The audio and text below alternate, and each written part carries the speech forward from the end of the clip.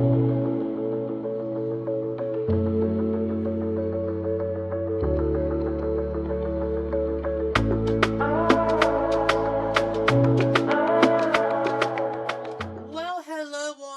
back to the Pub Frame Podcast, and we now know who Tio's new head coach is gonna be.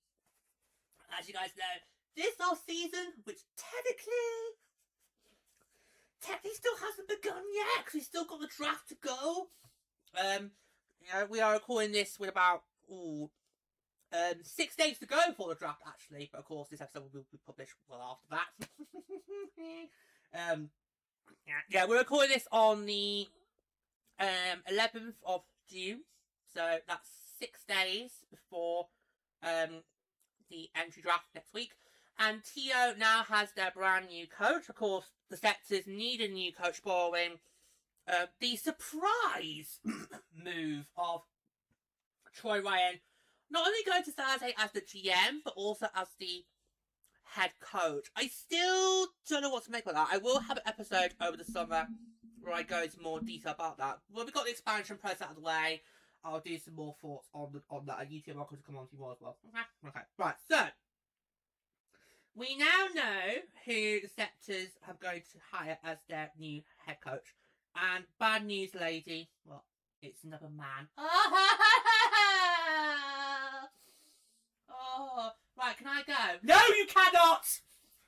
Can I? No, she's out.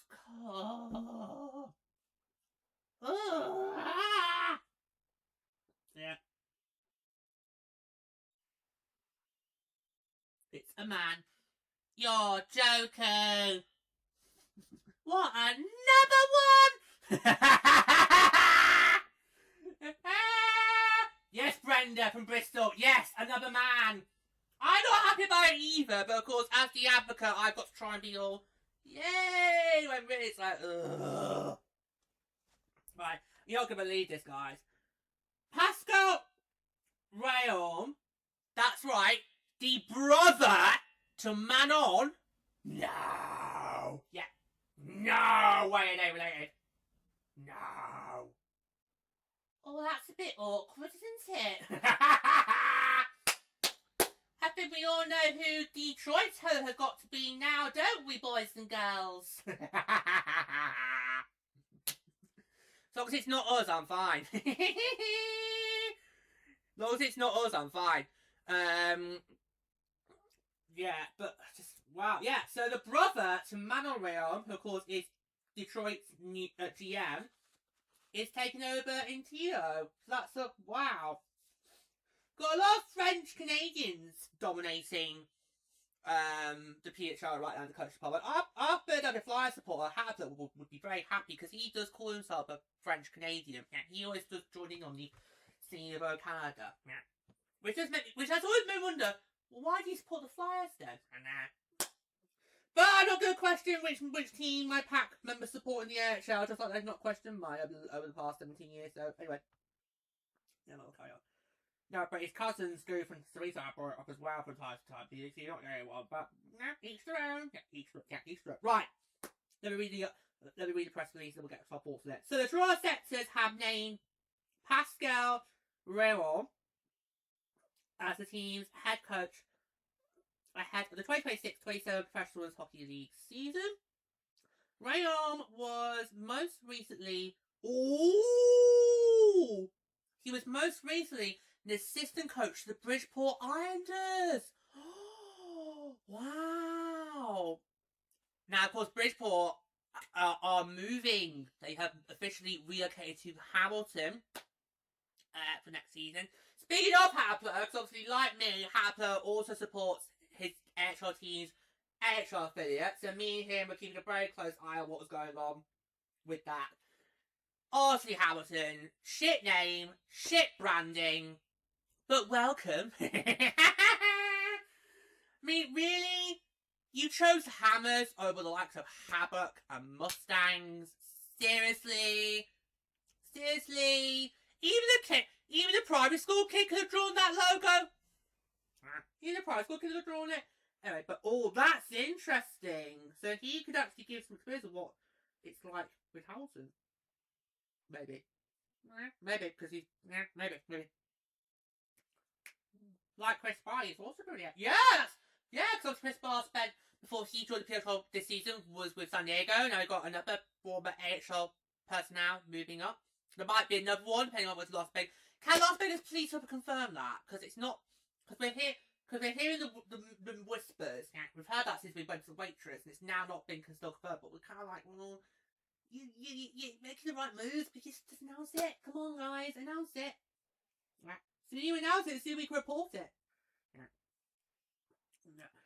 So he was recently with the Bridgeport Islanders, the assistant coach of the American Hockey League of the New York Islanders for 2 seasons before the team's relocation to Hamilton next year.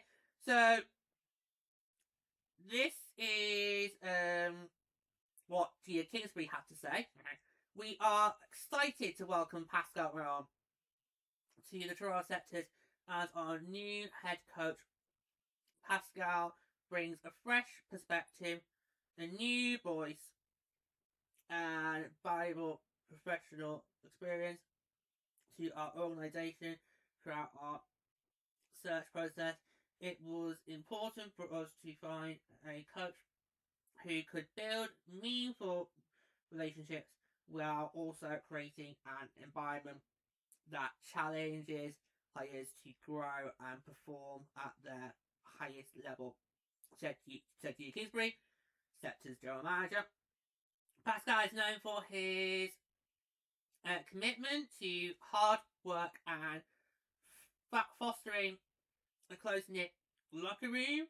We believe Pascal's leadership, experience and approach to player development will have a tremendous impact on our group as we continue to build and strive towards the new heights as a professional organisation.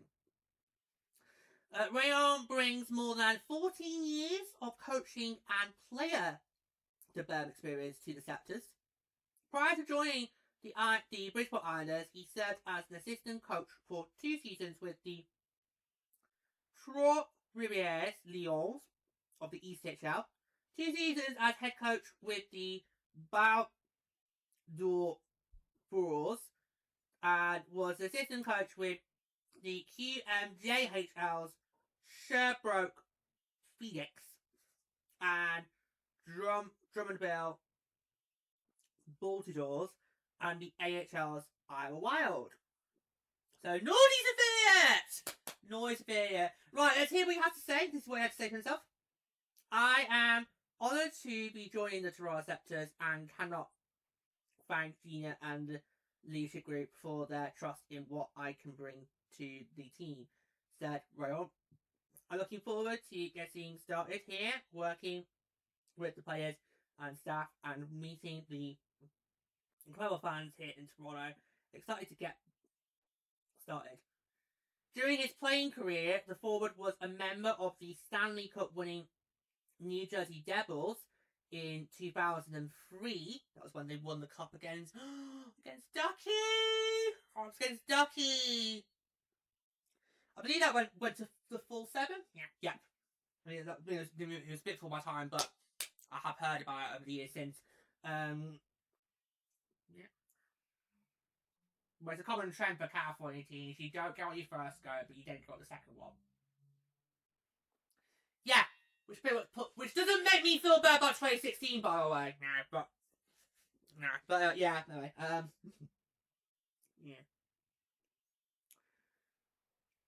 And he's also a Calder Cup champion with their AHL affiliate at the time, which was the Albany River Rats in 1995. They don't exist anymore, by the way. Rayon spent 9 seasons over the span of his playing days within the Devils organisation, and also played for the Atlanta Thrashers, Chicago Blackhawks, New York Rangers, St. Louis Blues, and 1 game with the Phoenix Coyotes. Although I think a lot of you will just know as the Arizona Coyotes. I'll just explain. Originally the Coyotes were called the Phoenix Coyotes, and then in the 14-15 season, or was it the year before? No, 14-15. Then in the 14-15 season, they switched, they changed the name from Phoenix to Arizona. I think it was to reflect the fact they played in Glendale, not in Phoenix, so this was referred to as a state rather than just a city. Either way, we miss you, Howler. We do. We miss you, Howler. Bring them back. Bring Howler back. Yeah. So most of you probably just recognise the as Coyotes, but of course I'm old enough to remember the days when there was the Phoenix Coyotes.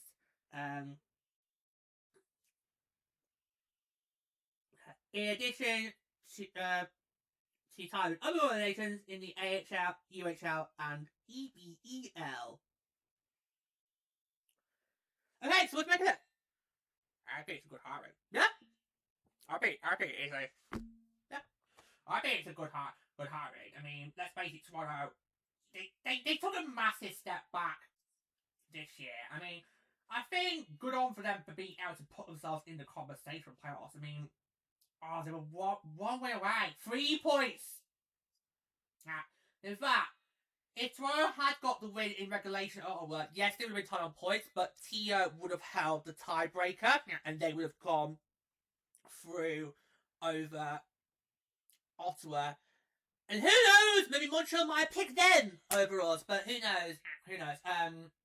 Yeah. I mean, I remember going into this season, us three kind of felt, given how badly Tio went about doing the expansion process, we kind of felt, it wouldn't be surprised if Tio struggles, mainly competes with the goal plan. And you gotta remember in season 2, the Sceptres, a lot of the fleet were kind of bottom of the pile to start with. It was stuck in the basement. And it wasn't until Natty Spooner came back that's when it kind of turned the corner. So we didn't really have much high hopes with Tio. So I think we're a bit surprised that the Sceptres did manage to put themselves back in contenders towards the end. Yeah, absolutely. But I think it's a good hire. I mean, you've got somebody who knows what it takes to be on a championship team as a player. Now, I'm fairly confident that he could use. I mean, yes, it's more than 20, nearly 25. I know, nearly 25 years now. Yeah, but surely he still remembers those days and clearly could use that experience of winning the Stanley Cup to help Toronto. Because you've got to remember, the Sceptres were really competitive in that inaugural season. Yeah. Oh, yeah. I mean, when we did pull off the reverse sweep back in 2024, it was seen as an almighty upset. Because Tio in the inaugural season went on that 11-game win streak. They absolutely outright earned the league title. We, coming out of the World Championships, basically very nearly crashed and burned. So that reverse sweep in 2024, it was always seen, and I think it's still seen as a bit of a shock, because nobody probably expected Tio to lose in the semi-finals. I think everybody going into the start playoffs, everybody pretty much had Tio as a lock to go to the World Cup finals. The question was, would they take on Boston or Montreal? That was the question. But since then, they haven't really managed to live up to those high expectations. Now, you could argue last year's playoffs, Reagan Kirk's injury play a big factor, and we'll never know. We'll never know. We'll never know if Reagan Kirk wasn't injured. Would that have made a difference? We'll never know. We will never know. But it meant in that series last year, all the pressure was on Kristen Campbell because they couldn't really rely on to be able to backstop us. Because CJ Jackson was still a rookie. Even though they did put her in for game 4. I know, bad move. That's such a dickhead move. She was a rookie. It was an elimination game. Really, you gonna put that much pressure on her? Oh, that's such a dickhead move. I mean, it did nearly work, but hey-ho. But I think I do like this hire. I think it's a good. I mean, you look at Tio and think you really should be on as a contender. Yeah, you really should be like us and Montreal, be seen as a perennial playoff contender. So, I do like the hiring, and I think, and of course, I have to wait to see how Tio looks after the draft. Yeah, because we recorded this before the draft. Yeah. I do wonder, could he be the guy to really help Tio make a really good stride? Because the Sceptres are kind of been an organisation over the years that kind of starts the season off slow, and then they have a really great second half. So I'm kind of hoping that maybe he can find the balance and get a good first start as well as a second start. Yeah, even from the run, even in the inaugural season, Tio started off slow, and it was kind of as we got more to February. So after that first month, end of mid-February is kind of when Tio started to get on their stride. Yeah. And of course, the inaugural season, it was pretty much blink you miss because it was January to May. Yeah. So you didn't have that much time to really make a good run at things. Yeah. Or make up from lost ground, unlike you can now. Yeah. Clearly now we're in a proper full-blown hockey kind of. Yeah. But yeah, what do you make of it, lady? Because I kind of feel, I'm not sure. Well, I'll put us the gender aside. Yes, please do! 7-2! 7-2! Right, yeah. Us, Boston, New York, and Toronto, of the inaugural 6. And then you got the newbies, Detroit, Zaze, and Hamilton. But of course, with Hamilton and Zaze, it's basically just swap seas with Boston and Toronto. Yeah. Whereas Zaze and Hamilton is basically like, oh, I'm him. Don't get me started. Don't turn me on. We don't want to go through T-Dip, my friend. And I should have just got, oh, I'm That definitely would not turn George on. Yep. Oh, it's so interesting that this is the brother of one of the GMs. Yeah. That is just... I mean, obviously we've had siblings play on different teams, like obviously the Zumwinkles this year. Yep. You know, Grace's sister playing with Seattle, but was kind of a reserve, so we didn't see that much of that. So we have seen it, and obviously we do have couples in the loops. Paula and Stacey, yeah. Yeah. But we've never had a GM coach sibling in the league, and I think that's like, oh, you've gone now, come on. You've gone now. Surely Detroit has got to be a herb. Tio has got to be a hurdler. Yeah, but for who? I say Detroit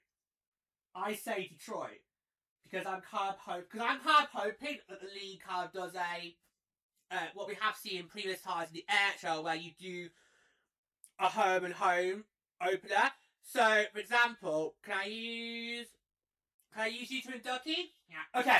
So, for example, these two in LA could have Ducky as their opener one night, and then maybe a few nights later, they then go to Hard Centre and be Ducky's opener. That's kind of what I'm hoping with the Sceptres and Hamilton, is that the Sceptres gets to be Hamilton's opener, and then a few days later, Hamilton goes and be the Sceptres opener.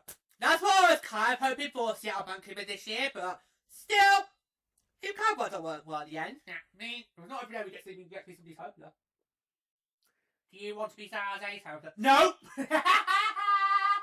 I'm gonna get that out of the way now! No! No! Just put it on the record! No! Pick someone else! Don't pick Minnesota! Pick someone else! Let me have 2 or 3 weeks of the new season first to get my feet under the table with the jubilation that they can throw us in. But not that, no! Oh yeah, I wonder how that's going on. I'd love to see what's going on with that family conversation right now, because half of them are probably thinking, yay, Detroit! The other half are like, go Sceptres! I hate Sceptres, you can take me hard to go. And you had a go at me for still doing that, because you kept doing it during recaps! You did it when we did the first half recap, you did it. That, okay? Why did you get rid of that, Tio? Why? Pretty Woman just does not work as a goal song. It does not work as a goal song. If you want to use it like for, say, I don't know, a celebration at the end of a game, yeah, that might work, but work. But coming back next year. Oh, it is! It's touring again next year! I just need to get tickets that sort, don't I? Right. Can you remind me after the draft? Yeah, I'll get it sorted. Yeah. Pretty Woman is touring again. Next year. Me and Blur saw it actually during the PWHL snooker season. It was on leap year day. And we had a very raucous crowd. I had not seen the film beforehand. I mean, I have heard of the film, but I didn't see it beforehand. So I went there not knowing anything about it. And at one point, the audience got to, let's say, a bit too frisky under the collar, shall we call it like that. And I was like, Red Bull whistles! So I was like, calm down. For starters, they still got the clothes on. And second, they're heterosexuals. Neither gonna go there. Not interested in that one bit. Not one bit. If it was man or man, now you're talking. Okay.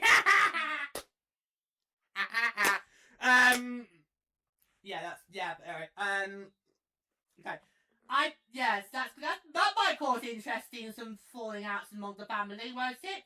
Maybe. Oh god. Yeah.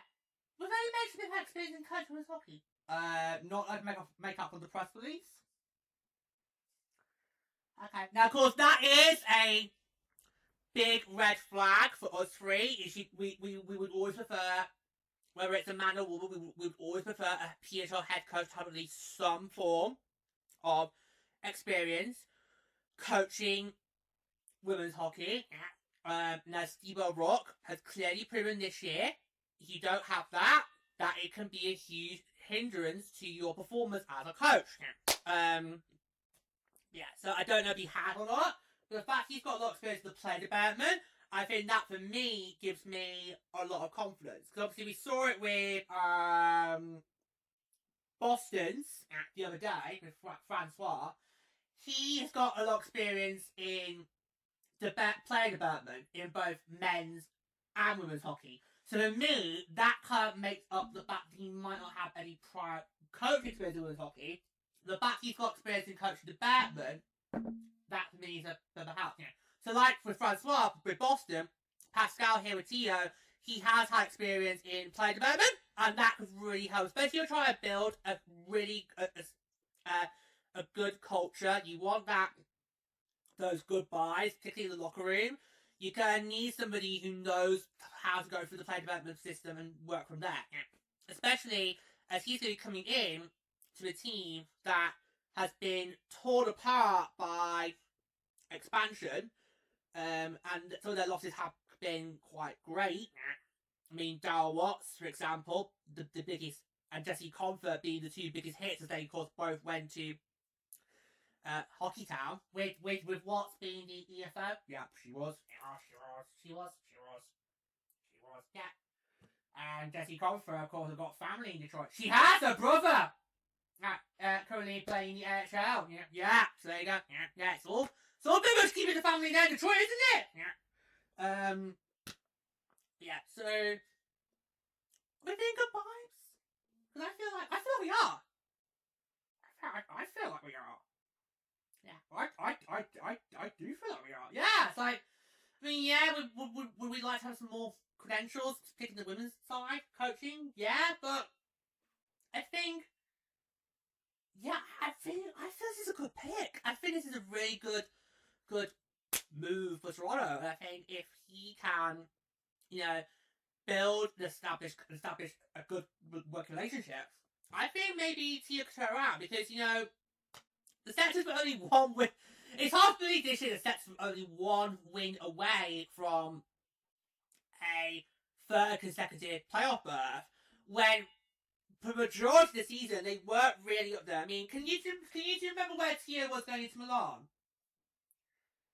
Seventh. Yeah. They were seventh. Right. So, wow. It's interesting how both Seattle and Vancouver end the season exactly where they were going to belong. Yeah. No, so the 7th going to belong Cortina. You thought coming out of the Olympics you'd been not as good for Tio. But yet they managed to find a way. They managed to I think it was the first team to beat the Fleet in Massachusetts this year. Yeah, that was when we were still in Minneapolis. Oh yeah! Oh, St. Patrick's! Yeah, the St. Patrick's Day! Yeah. So they really put themselves back in the conversation, which we know this thing is so easy to do. But sadly, just one win was all it needed, and I think the Sets look back onto the end results towards the latter of the season. You look and think, just 2, and then that would have made all the difference. Would have made all the difference. Would they have done better than Ottawa did in the playoffs? We'll never know. But so in a way, you can't do nothing and think, it is kind of a heartbreak for Tia because she was so close. Because they would have had the tiebreaker. Yeah. They would have had the tiebreaker. So, it's got to be, So, I think as a Sceptres fans, I don't think you'd be too disheartened because you were, in a way, still effectively competitive. It's just, unfortunately, your start of the year was so bad, you just couldn't recover from it. Yeah. Which is interesting because their first game was against us. It was our second banner and they won that. But then after that, it didn't come and they went sort of, downhill. Yeah, downhill. So we're interested to see if Pascal will be able to get this team back up to those competitive standards that everyone has for the Sceptres. Because you look at the league right now, you think that us, Montreal, Toronto, Boston, and Ottawa, those 5, and I'm not saying this because they're probably going to the playoffs, but I'm saying those 5, you look at them and think they should be perennial playoff contenders. And yet T.O. It never really for me. It never felt like they were going to get there. It never felt like. So even when they were making this late push, I still wasn't really convinced that they were going to get to it. And the last game when they knew they had to win that, and yet it just wasn't there. But I do quite like this pick. I think he does have some promising aspirations here. I think this could be a really good move. And if the Sceptres can, we all know what I'm going to look for the Sceptres next year. Net support.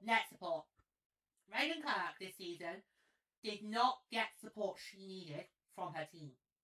She kept them in a lot of games. She did. She kept them in a lot of games. But her teammates, they just weren't giving her that support. And that also is what also cost Tia a potential playoff spot. So I think if he can work on that, then this team could actually be a threat. Well, it would be nice for Tia to finally have some luck go their way. Was that a dig on the Maple Leafs? Because the Marlies got the Colquitt Files. I'm not saying. But